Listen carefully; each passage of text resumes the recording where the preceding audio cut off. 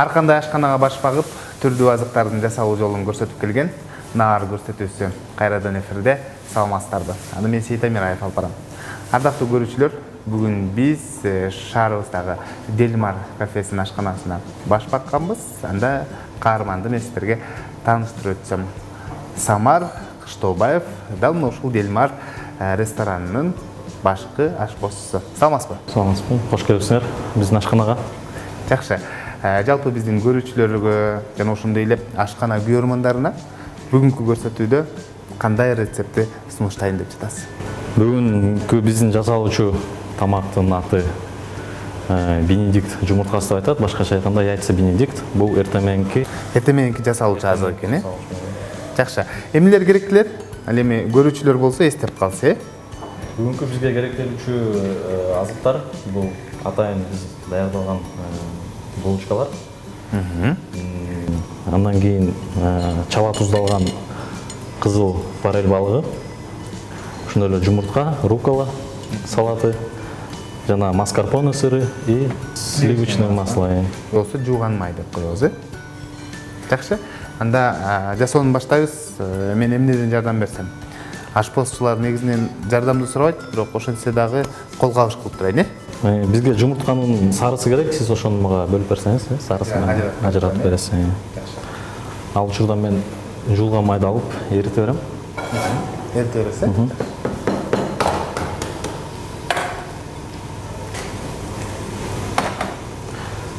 Жана пашот жумурткасынын жасалышын көрсөтүп кетейин бирөөнү. Ал үчүн биз атайын пленканы алабыз. Ичине өсүмдүк майын куябыз, жабышып калбаш үчүн.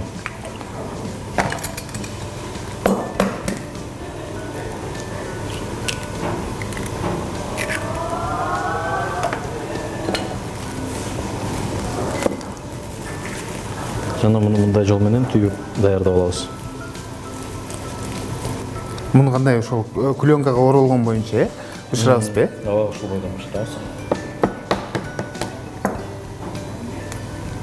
Жакшы. Бул биз жасап жаткан тамак көбүн эсе кайсыл ашканада көп жасалат негизинен? Бул негизи Европа ашканасына кирет. Бул жакта ошо эмден популярдуу болуп келатат да. Жакшы. Андан эмесе мен пашот жумурткасын алып, сууга салып, кайнап аткан сууга салып бышырабыз. Бул да бышабы, э? Бул 6 мүнөт бышат. 6 мүнөттөн өтүп кетсе, уже болбой калат да, ошо.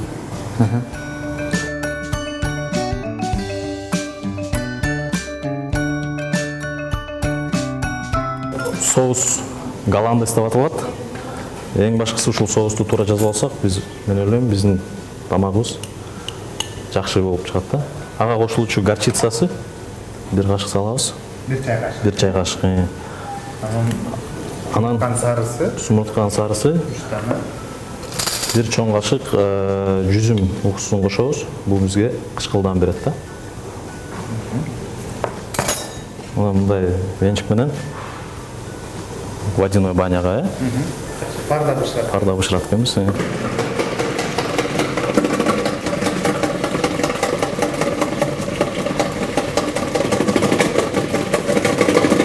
Бат-баттан аралаштырып туруш керек экен, э? Бат-баттан аралаштырыш керек, себеп дегенде жумуртка бышып кетпеш керек да. Урматтуу көрүүчүлөр, өзүңүздөр көргөндөй, биздин бүгүнкү каарманыбыз Самар өзгөчө ашканадагы чыгармачылыгын көрсөтүп жаткан киргизи азыр соус жасап жатат. Биздин жумуртканын сарысы даяр болду. Анын үстүнө биз эриген жуулган майды куябыз. Акырындан кошобуз, себеп дегенде жумуртка менен сары майды бириктиришибиз керек да биз. Ошонун негизинде соус алабыз. Бөлүнүп калбаш керек эле? Бөлүнүп калбаш керек, экөө бир болуш керек.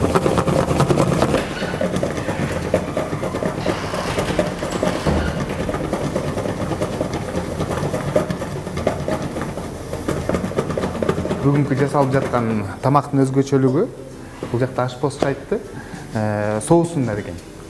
Ошондуктан соус жасап жатканда өзгөчө кылдаттык менен жасаңыз. Соус даяр болгону биз кашыктын артына жабыштык. Биздин соус туура болду, жана даяр болду да. Кашыктын артына жабышып туруш керек. Кашыктын артына жармашып туруш керек да. Себеп дегенде биз муну жумуртканын үстүнө коебуз, ошондо жумуртканын үстүнө жармашып коюш керек. Демек даяр болду, э? Соус даяр. İçine tuz koşuyoruz. Bunu жылы жаққа алып қойырыз. Ал учурда біз булочканы алып, ортосынан экиге бөлөбүз.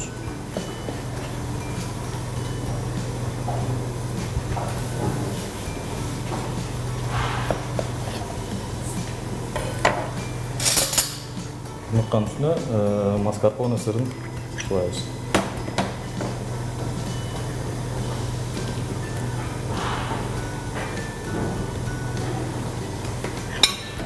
Тамак жасаганча айтсаңыз негизинен ушул ашпозчулук тармакта канча жылдан бери эмгектенип келесиз? Ашпозчулук тармакта эмгектенип жатканыма быйыл 10 жыл болот деп Көбүнө эсе кайсыл ашканаларды өзгөчө баалайсыз, анан кайсыл ашканадагы тамактарды мыкты жасайсыз же болбосо баарын эле жасай бересизби? Мен Европа ашканаларынын тамактарын жакшы жасайм да негизи. Бирок жегенде өзүбүздүн ашкананы жеген жакшы көрөм. Жакшы. Бул жатта окугансыңар же болбосо кызыгуудан улам эле үйрөндүңөр? Кызыгуудан окуганбыз, кызыгып окуганбыз да. Атайын кулинардык окуу жайда, Кулинардык окуу жайда окудук, андан кийин Политех университетинде жогорку билим. Ушул эле тармак боюнча, э? Жакшы. Ардактуу көрүүчүлөр, эсиңиздерге сала кетсек, бүгүнкү биздин каарманыбыз Самар чыныгы ашпозчу, башка кесиптин ээси эмес экен. Ошондуктан биз өзгөчө тамакты күтүп туралы дейли. Азыр болсо сырды сүйкөдүк, анын үстүнө чала туздалган балыкты, форель балыгын үстүнө коебуз. Сөзсүз түрдө ушундай болуш керекпи? Чала туздалган же болбосо маринад кызгын балыктын ордуна ветчина кошсоңор болот. Ал өзүңөрдүн фантазияңарга жараша уже. Каалаган нерсеңизди кошсоңуз болот. Бирок бышпаш керек, э? Негизинен, э? Бышса деле болот. Бышса деле болобу? Себептен көпчүлүгү, мисалы, биздин өлкөдө көпчүлүгү мындай чийки эттерди жебегендерди кезиктирип калабыз да. Ошого сураган негизинен. Өзүң каалаган нерсесин кошсо болот да. Жумурткабыз да бышып калды. Жумурткабызды алабыз. Анан Самар айтсаң, негизинен жумуртканы ушундай пленкада бышырыш керекпи же болбосо атайын формалары да бар да азыр бүгүнкү күндөчү? Негизи ар кандай бышырат. Негизи эң туура жасалышы бул кайнап аткан сууга эле укчу салып, туз салып, аралаштырып туруп, анан кийин жумуртканы чагып туруп, өзүнө салып жиберсек, ошондо туура болот да. Азыр кишилерге кичине оңоюраак жолун көрсөтүп атам. Ооба. Үйдө шартта жасалганга оңоюраак болуш үчүн. Албетте, биздин көрсөтүүнүн максаты да негизинен ушундай, жакшыраак рецепт сунуштап, анан жөнөкөй жолун көрсөтүп берүү да. Кайчынын жардамы менен кесип алабыз. Өтө бышып кетпеш керек экен, э? Сарысы бышпаш керек экен. Ошол нерсени эске алыңыздар, урматтуу көрүүчүлөр. Артын кашыктын жардамы менен алабыз. Мына сага моцарелла сырына окшоп калдыбы? Моцарелла сырына окшоп калды. Муну көрөсүңөр кылабыз. Мына биздин жогоруда даярдалган соусубузду үстүнө коюп кетебиз, э?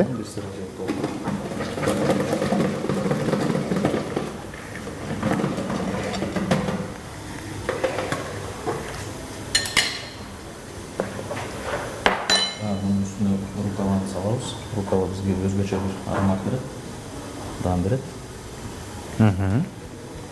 Кооздук да берет десек болот. Кашыктын жардамы менен биз даярдалган соусту үстүнө коюп коет экенбиз, э?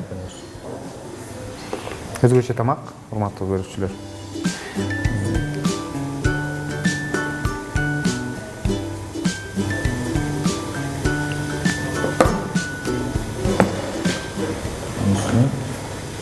Маснинадан жасалган атайын декорация. Кургатылган маслина экен, маслина, биздин тамагыбыз даяр болду. Жакшы, аябай бат даяр болду, чындыгында. Канча минут кетет негизинен ушул тамак жасаш үчүн? 5 минут ашып кетсе, 6 минут. 5 минутта даяр болот экен, жакшы.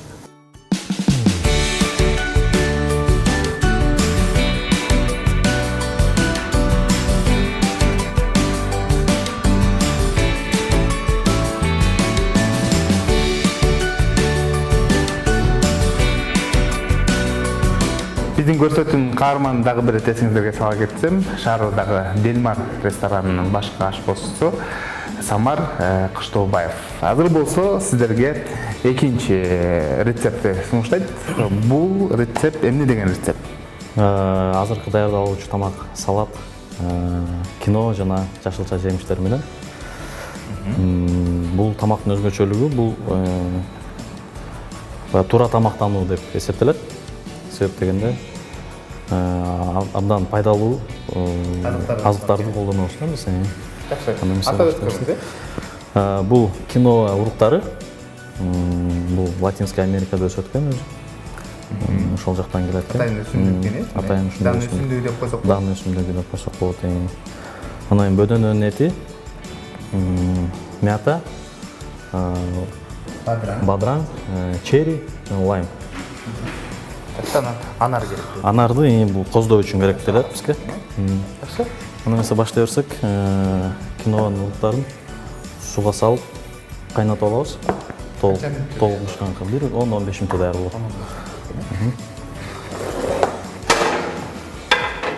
Ага чейин биз бөдөнөнүн этин сковородкада кууруп алабыз. Мен эмне кылып турсам? Сиз жашылчаларды даярдай бериңиз. Бадраңды туурап, черрилерди тура берсеңиз болот.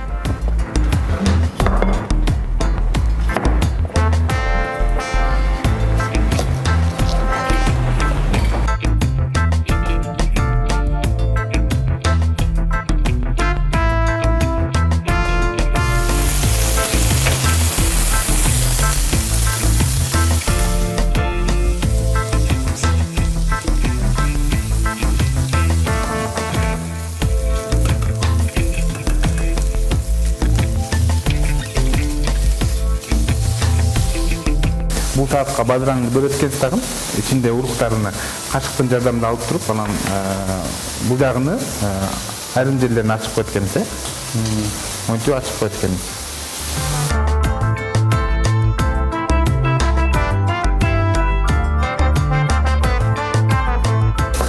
Самар айтсаң, негизинен бул Delmar кафеси жакында эле ачылды. Бүгүнкү күндө кандай тамактар жасалат бул жерде? Бүгүнкү күндө Европа тамактары жасалат. Бул жактын өзгөчөлүгү бардыгын көбүнчө полуфабрикаттарды биз өзүбүздүн колубуз менен жасайбыз.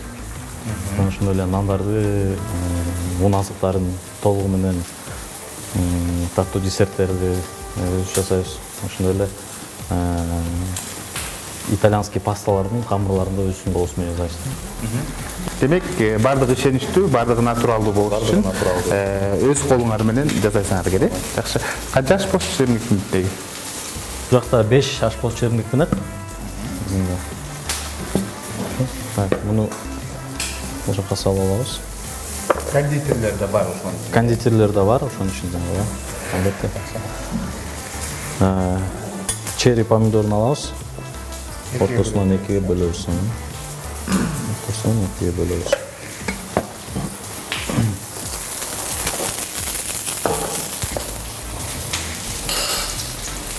Бөдөнө бат эле бышып калабы?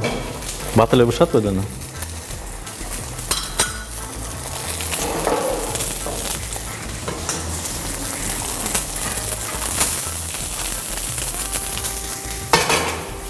Бөдөнөбүз толук даяр болуш үчүн муну духовкага салабыз. Дайын печкага. 5 минутта даяр болот,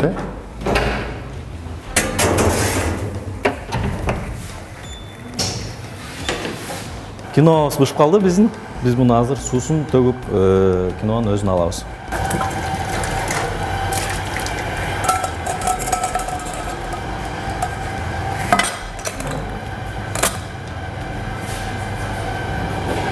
Ушундай болуп бышат экенде, Жакшы.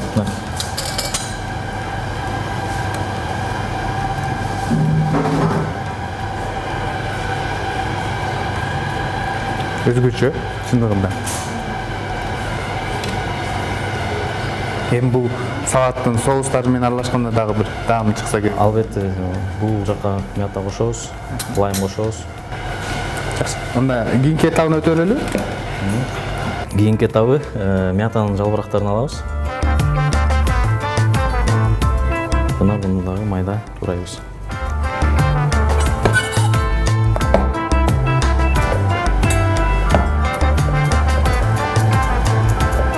Өзгөчө даам берет, Өзгөчө бир даам берет, ачык. Ушуну укроп, петрушка, жашыл пияз аралашылган.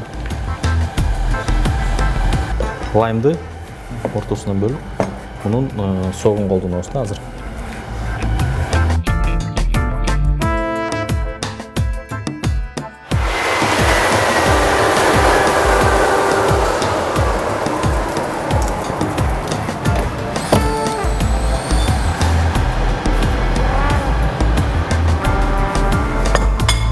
Бышты. Биздин бөдөнөбүз да бышып калды, кинобуз да бышып калды. Эми булардын баарын бириктирип Аралаштырабыз. Менен. Соус үчүн оливка майын пайдаланабыз. Жана лаймдын согун бучакка салабыз.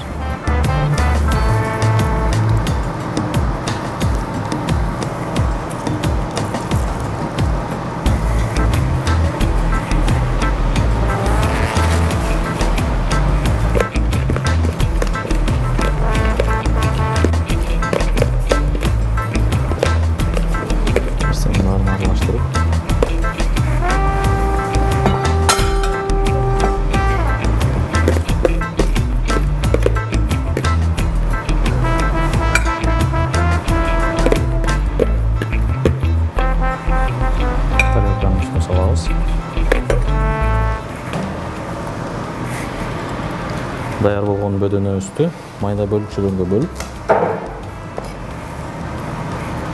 Экиге бөлүп коюпсуз.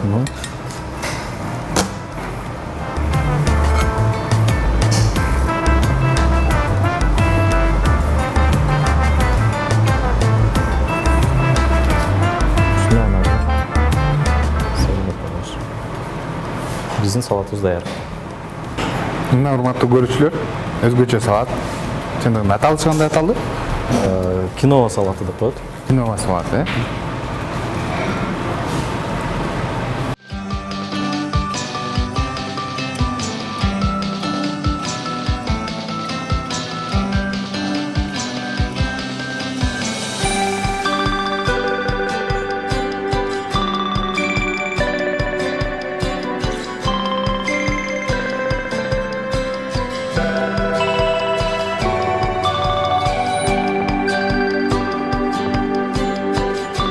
көрүүчүлөр, мына баарыбыз күткөн убакыт келди. Айрыкча мен күткөнмүн ушул убакытты. Негизинен татып көрүш керек. Азыр башка ашпозчудан кандай азыктар жасалыптыр экен, даамын мен сиздерге айтам.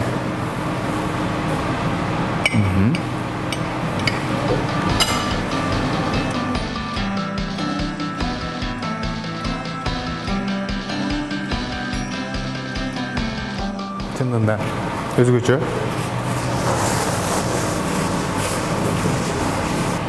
Негизинен бул жерде рукколанын даамын, жана ошол жумуртканын, балыктын даамы кошулганда өзгөчө даамы башкача болот экен да. Чындыгында мага жакты. Сиздерге да сунуштайм. Анан урматтуу көрүүчүлөр, бул тоюмдуу тамак экенин дагы эске салабыз, Кийинкисин салат татып көрсөк,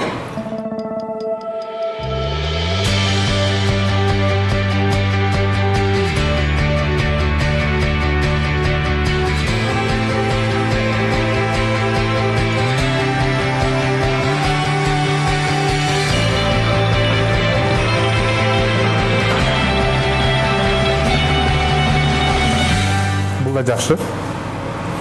Айрыкча диета сактагандар жей турган салат экен. Айымдардын салаты. Негизинен айымдар көп заказ кылса керек. Бирок спорт менен машыккан эркек мырзалар деле келип көп жешет. Витаминдерге бай, толық витамин бұл жерде. Рахмат айтабыз. Атайын программаға қатысып, жалпы тілек көрушілерге жақсы бір рецепт менен бөлүшкөнүңүз үчүн. Ийгиликтер болсун. Рахмат. Келип тургула силер да. Туура тамактанган адам ооруга аз чалдыгып, батсак аят деп айтып коюшат. Ошондуктан ар дайым туура витаминдүү азыктар менен азыктаныңыздар. Тамагыңыздар даамдуу болсун.